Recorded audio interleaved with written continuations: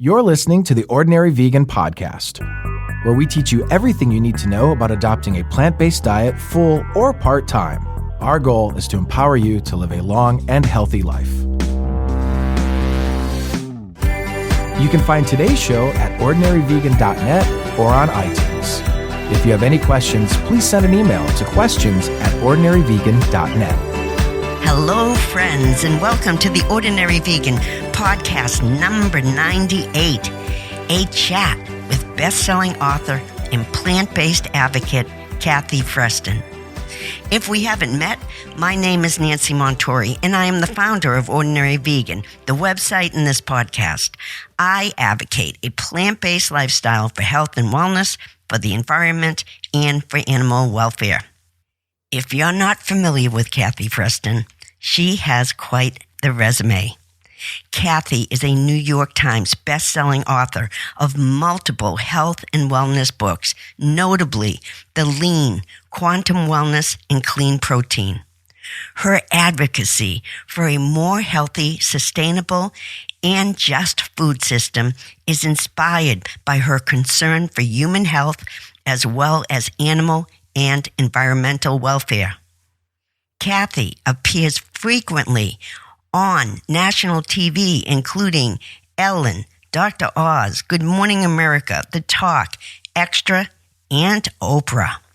And her work has been featured in Vanity Fair, Harper's Bazaar, Self, and W Magazine. Oh, she also writes for the Huffington Post. Kathy has a new book called 72 Reasons to be Vegan. Why Plant-Based? Why Now? Co-authored with Gene Stone, who is the co-author of one of our favorite books, Michael Greger's How Not to Die.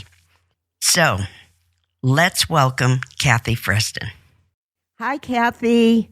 Hi, Nancy. Welcome to the Ordinary Vegan Podcast. Our community is very excited you are joining us today because you have been a trailblazer in the vegan community. And congratulations on your new book, 72 Reasons to be Vegan. Why Plant-Based? Why Now? Co-authored with Gene Stone, being released on March 30th of this year. Kathy, you've often been described as a health and wellness expert and have written New York Times best-selling books about veganism. Can you tell me how you became an expert in your field?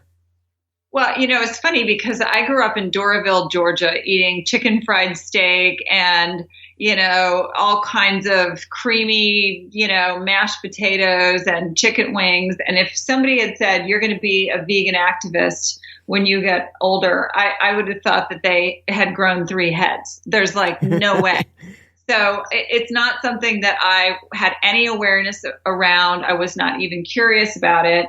But as I, got into adulthood and I started writing, writing about becoming more conscious and aware and awake in our lives. How do we evolve? How do we become better humans? How do we become happier, healthier, and better world citizens? And I sort of explored relationships and work and spirituality. But it occurred to me that I never really looked underneath the hood about food. And that was such a fundamental, foundational thing that I had not really put any time or effort into. And I started feeling like I was a hypocrite because here I am talking about becoming more awakened in life. And I just didn't have any awakeness around food. So I started reading about where my food comes from and really looking deeply at, the process of how animal foods ended up on my plate. And of course, anyone who looks at that is going to be incredibly disturbed at the process. It's pretty heinous. And so I got to this very inconvenient point in my life where I wanted to be someone who didn't eat animal foods, but I was very attached to the foods that I loved, that I grew up eating. And so I decided that I am going to just lean into it. I'm going to have the intention of being someone who doesn't eat anything from an animal and I don't know how I'm going to get there, but I'm just going to nudge myself forward. I'm going to lean into it. And it took me about a year and a half to become fully vegan. And that was about 16 years ago. And now I'm sort of in that world where I'm obsessed with it because it is, to me, the most singly empowering thing anyone can do for themselves. So I just love talking about veganism and, encouraging the curious on their way. So that's how the book came about. Well, based on what I've read, you eat a lot of faux meats and processed vegan foods. Can you talk about that a little bit? Does that fall into your veganish quotes? I mean, have you considered a whole foods plant-based diet? And can you talk about that? I wouldn't say I eat a lot of it, but I'm definitely not against it. I just know myself, Nancy. I'm not a purist. I love a good martini on the weekends. I drink coffee. I mean, if I'm at a birthday, I'm going to have the cake. Not if it's not vegan, of course. But so I know that whole food plant-based is certainly healthier, but I know myself also that I really want to join in with my friends and I want to have a burger on the weekends. I want to have pizza, or I want to have something delicious when I'm out, French toast or something with a side of sausage, all of it vegan. But I still really want to enjoy my life. And to me, not for everybody, but for me, that means enjoying some alternative proteins like plant-based or vegan sausage or burgers or things like that. But on the most of my week, I'm having whole grains, beans, vegetables, fruits, and I eat pretty simply. But I just let myself go every once in a while, and it makes me feel really happy. Yes, I agree. You don't have to be perfect. And I say that all the time, You're not perfection, that I'm all about progress, not perfection in everything. We do the best we can. And being veganish, I would not say I'm veganish, but I encourage other people who are, maybe have some trepidation about going down this road, is that you don't have to go all the way. You don't have to be perfect. You don't have to be full on vegan. You can be veganish. If you just have that favorite food on a certain holiday that you just couldn't do, and you wouldn't be vegan otherwise, you wouldn't do it because you thought, oh my God, I can't give that up. I would say then let yourself have that and be as vegan as you can on the other days, because it's to stop yourself, because you're not being perfect, is to really sort of undercut all the good stuff that comes out of leaning into this way of eating. Your number one reason to become vegan is that veganism is happening in a very major way.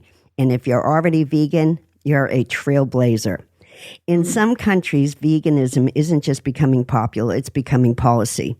How long do you think it will take for the U.S. to catch up, and where do you think the vegan movement is going? Well, I think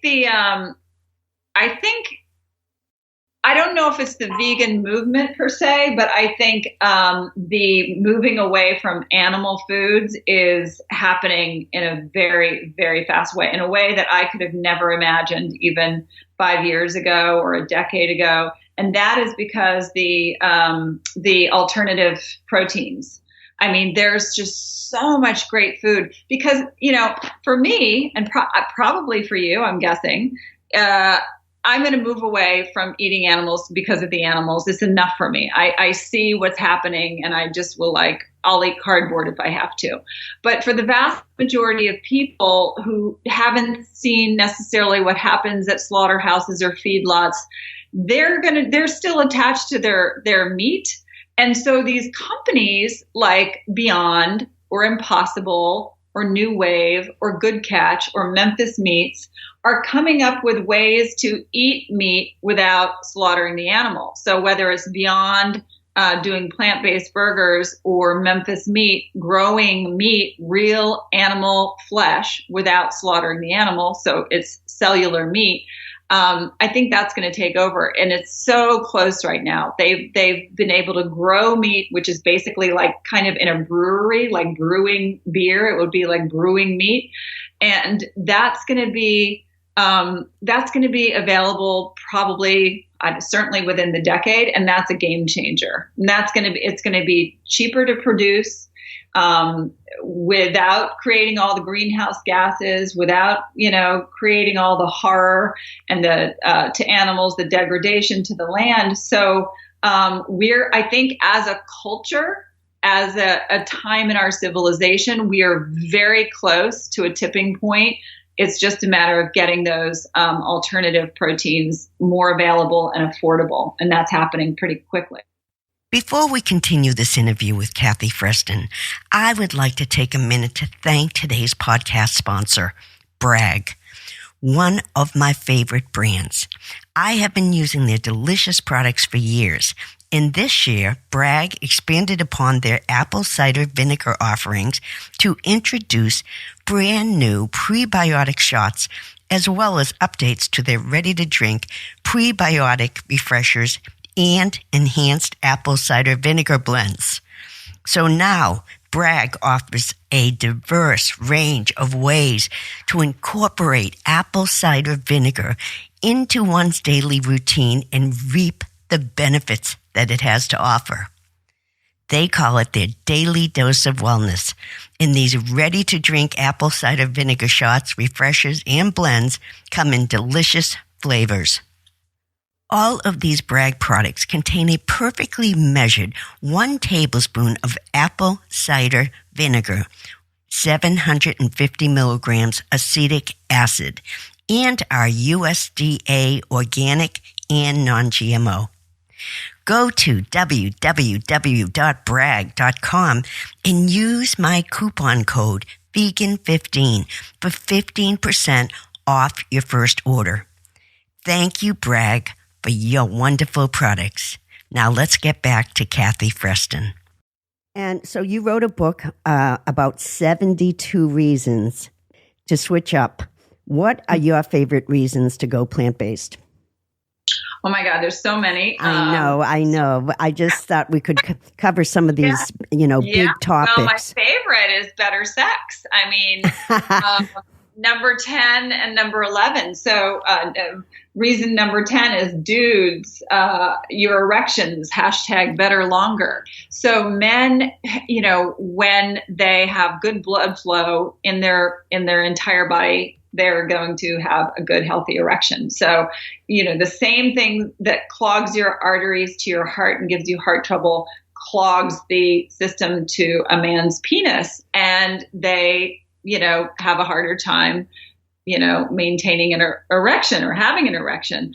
And so when a man is eating a plant-based diet, he's got better circulation and a better erection. Same thing for a woman in a slightly different way. They have better circulation, better lubrication, better, everything sort of swells when you have the good circulation down in our naughty bits.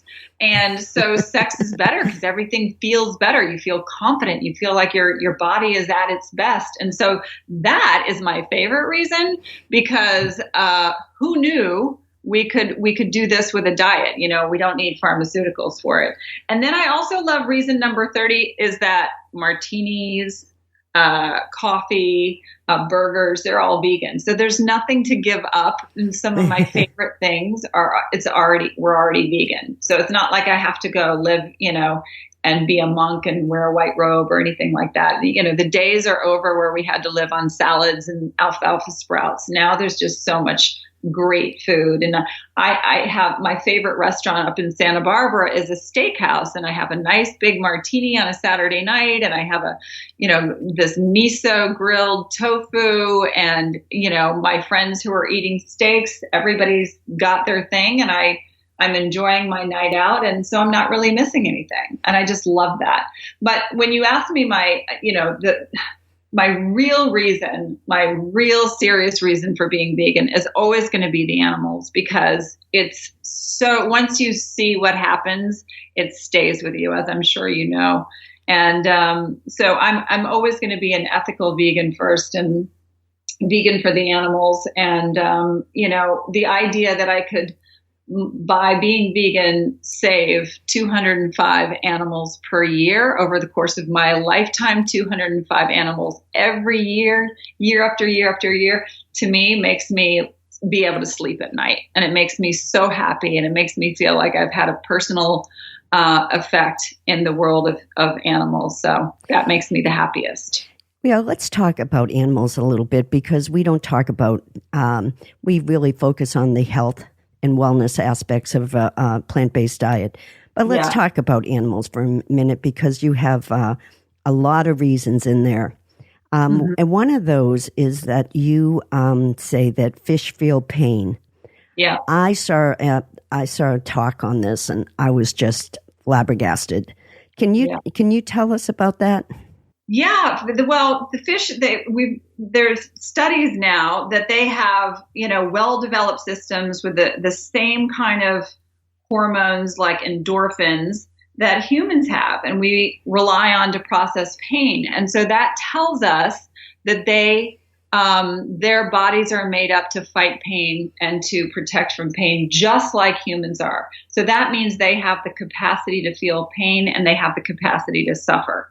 And I think a lot of us just never considered fish. They don't, have the big brown, beautiful eyes like a cow does. They don't have the lashes like a pig does. And so we never really thought of that. And now we know that fish do possess these nerves, the same nerves that detect the painful stimuli in humans. And that means that their pain receptors are in their bodies for a reason. So they feel the pain. And so once we know that fish feel pain, and oh my God, the way that we're mining the oceans and sort of dragging nets through the ocean, and all these fish are caught up in these horrible nets and suffocating, and can't get back to their habitat and die a slow and agonizing death. It's just kind of like, my God, what are we doing here? So I think that a lot of people say, oh, I'm vegan, but I eat fish. And I think they think that, oh, if I have a little bit of fish protein a few days a week, then I'm fine. I'm vegan otherwise. But once you start realizing the kind of suffering that fish experienced, you don't quite feel comfortable doing it anymore. You also say in your book that most fish are polluted. Can you explain why?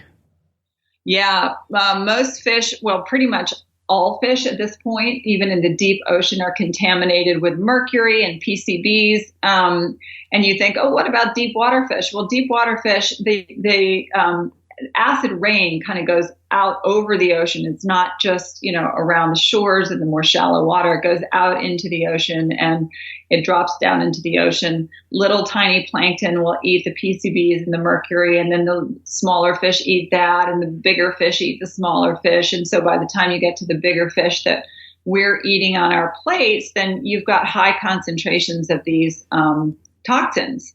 And so there's really no clean fish anymore. And if you're thinking of farmed fish, well, farmed fish are largely fed by wild fish, which is the craziest thing in the world. We're feeding these farmed fish wild caught fish. So, and the farmed fish are in these basically like factory farms in the water. They're, big sort of aquatic cage, and it's very small, and the fish can barely move and swim. They're compact, which then of course means there's lots of bacteria because they're pooping and all of this stuff. And so they're doused with all kinds of antibiotics that are passed along to us when we eat them. There's lots of lice, sea lice that are at them, and all kinds of funguses and bacteria.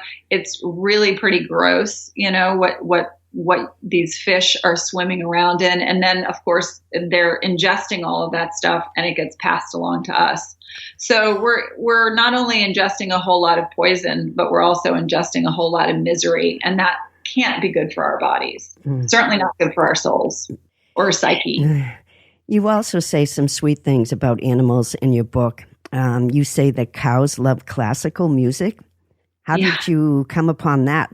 Yeah, well, there's, of course, studies done where there's a classical musician, and the cows will come over. They're very curious. They love the music. They're sort of lulled by it. And they don't like every kind of music. They don't like hard rock. They don't like punk music, and I can't blame them personally. But they do love classical music, and they are very soothed by it, And it's like chickens like to be cuddled. They're sweet little things that like to be cuddled, and pigs are very curious and smart, and they like to be, challenged in their intellect. They're very curious. And turkeys, they, you can play this call and respond game with them. They're really quite amazing. And so when you see these personalities that are so full of their own unique characteristics, they have personalities, like some are cranky, some are really playful, some are very affectionate.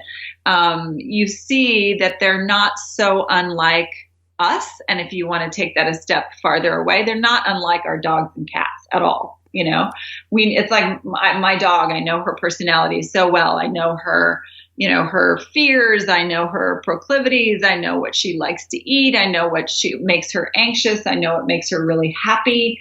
And it's the same with a pig or a chicken or a goat or a cow. They just express in very lovely ways once we get to know them. It's just that we don't know them like we know our own animals. And so if we knew these other animals, even fish, they like to play. They'll remember you. They like to come over. There's a great video online of this guy who keeps calling the fish over, and the fish will come over, and he sort of pets the fish and throws him back in. Not far. I mean, just like while he's still in the water, and the fish keeps coming back. And it's like, you can see it's like a little dog, that you're throwing the ball, and your dog keeps saying more, more, more. And it's just the cutest thing. And you realize, wow, they really have a lot going on that we didn't realize. I love that you put those kind of reasons in your book too, because I think that's why it would just make such a great gift.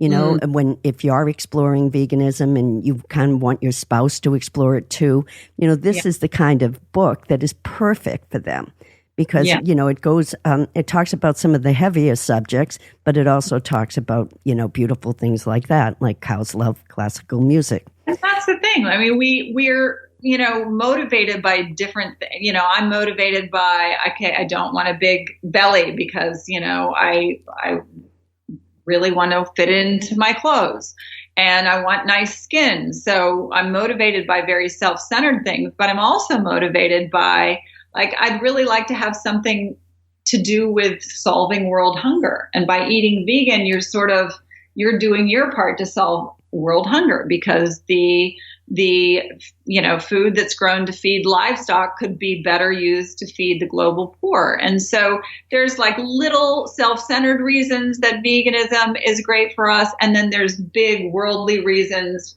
philosophical reasons that motivate us as a global citizen. But this book is for people who are, curious about that. And it's written in such a way that, okay, maybe you don't care about weight, or maybe you don't care about, the animals, but you do care about healthy protein, or you do care about strength, or you just kind of flip through, and every reason has got maybe a page, 2 pages at the most. So Jean and I really, researched every reason, and we kept it very compact so the reader doesn't get bogged down by too many numbers and too many, going down that rabbit hole. Too much information. It's just like, here are the bottom line reasons, and here's the research to back it up.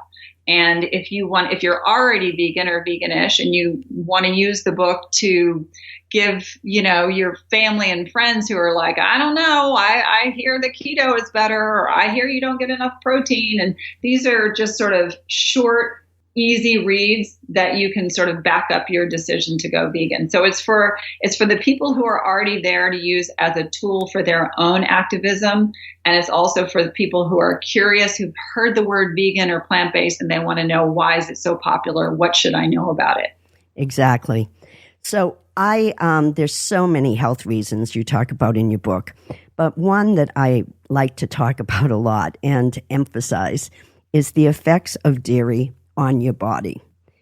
Can we talk about dairy Yeah, dairy is, it's so funny. We're so attached to it. It's like, for me, cheese was the last to go. I love the creaminess and the lusciousness of cheese.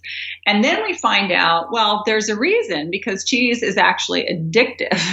That, when we have cheese, it sort of, we have these receptors and cheese, when it breaks down, starts to digested by your body, it breaks down into casomorphines. And the word morphine is in there. Morphin is because it's like a morphine. It's like an opioid in your body. You literally become addicted to it. And scientists think it's probably a way that the calf will stay close to her mama, because it's sort of an addiction in a way. It was very primal to keep the calf safe. But this is what happens when we digest dairy, is we get addicted to it. And it's very hard to give it up. And the way, of course, now to give it up is just to move sideways. Instead of saying, I'm not going to have dairy anymore, we say, I'm just going to crowd it out with some oat milk or some almond cheese or something like that. But anyway, back to the health things about dairy. I think it's 67% of people are lactose intolerant. And a lot of those people think that they have IBS, irritable bowel syndrome. A lot of people just think there's something really wrong with them. They can't figure it out. They're just in a lot of pain. I had a yoga teacher once, and she kept canceling the classes. And I finally said, hey, what's going on? And she said, I keep going into the hospital because of this excruciating pain in my gut. I don't know what it is. And they've given me this drug and that drug. And now they're going to take out my appendix because they can't figure it out. And I was like, oh my God, before they start removing organs, can you just do me a favor and go 30 days, no dairy? And if you can, go completely plant-based, but if not, just give up dairy. And she said she never had a problem since. So here doctors are willing to put you on all kinds of pharmaceuticals, to calm your colon, your bowel, or they're willing to take out an organ, but they never considered that it could just be lactose intolerance. And so, you get such an immediate sense of relief when you give up dairy and move to oat milk or almond milk or something like that. And it's one of those things that you're like, wow, okay, maybe we're not meant to drink the fluids of a lactating animal that's different from our species. Maybe I should take a look at that. So. You also say in your book that a vegan diet is the best diet for children. Can you tell us why you say that? Because I have a lot of people always asking me, is it safe for them to put their child on a vegan diet? Yeah. Well, the primary agencies for, American health will come out and say that it's healthy for people of any age, lactating mothers, pregnant women, children, and as long as it's a well-planned vegan diet, you will get lower incidences of obesity, diabetes, later in life, heart disease, certain types of cancer. So it's the same for kids as it is for adults. It's just a matter of planning it well. Like you said before, you can have French fries and, a Coke, and that's vegan, or you can have, Oreo cookies, and that's vegan, as long as anyone, including children, is having a well-planned meal. And that means lots of fruits and vegetables and whole grains and beans and things like that, so that they're getting a wide, array of nutrition. They're not just eating potatoes and, chocolate almond milk or something like that. You also have said, which I want you to explain this, that crowding out food is easier than cutting out food. Can you explain what that means? I always think crowd it out, not cut it out. If you tell me I can never have cheese again, when I'm a cheese eater, I'd be like, I'm sorry, sister, I just can't do it. I it's just too hard. I don't want to white knuckle it. So crowding out means that I'm not going to say I'm never going to have this thing again. Instead, I'm going to look around for alternatives. And so if I love cheese, I'm going to go to the grocery store and I'm going to see what they have that's plant-based. And it's like, lo and behold, I find Oatly milk, delicious. It mixes well in my morning coffee. I'm going to find tree-line cheese. I'm going to find Kite Hill yogurt. I'm going to find Miyoko's butter. All of these are plant-based. And so what happens is I may be, a little bit suspicious that it's not going to be as good. But as soon as I butter my toast with Miyoko's butter, or I have my morning yogurt parfait with my Kite Hill yogurt, I'm realizing I'm not missing anything. It's actually really delicious. And that's all about crowding out. So going at it like it's an adventure, something fun, rather than, I can never eat my favorite food again. That's why I'm all about the, alternative protein hamburgers.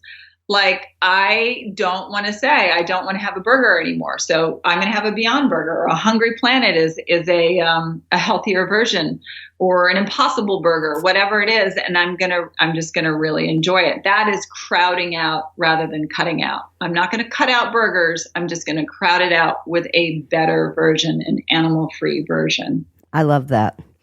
So the last question I would like to ask you is, you say in your book that pandemics like COVID-19 are preventable. In your opinion, what is the connection between our diets and pandemics? Well, if you look, I certainly don't have the answer on COVID, because that's still being investigated, where the origin is, and everybody has a different idea.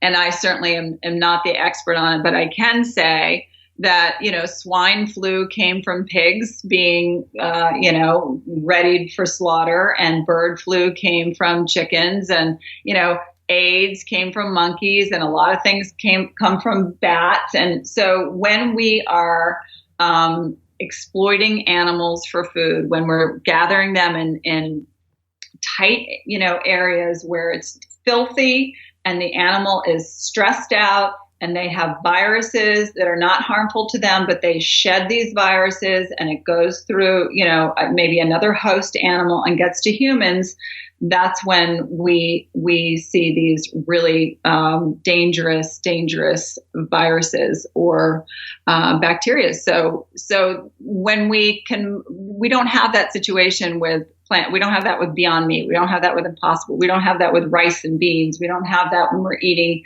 things grown in the ground or on trees. So we need to kind of consider the way that we've been exploiting animals and raising them in these tight conditions, so that it becomes like a germ factory. And it's time, I think, in our culture, and I think a lot of people are saying that it's time to move away from treating animals this way, because we're going to end up killing ourselves. Kathy, thank you so much for joining us today, and congratulations on the 72 reasons to be vegan. I think this is just going to be a game changer, to be honest with you. I love it for, so many reasons, just to give it as a present, or for someone just starting out. And I'm sure it's going to be incredibly successful, like all of your books. Thank you, Nancy. Thank you so much for that. I really, really appreciate that. No problem. And Kathy, where can people find you?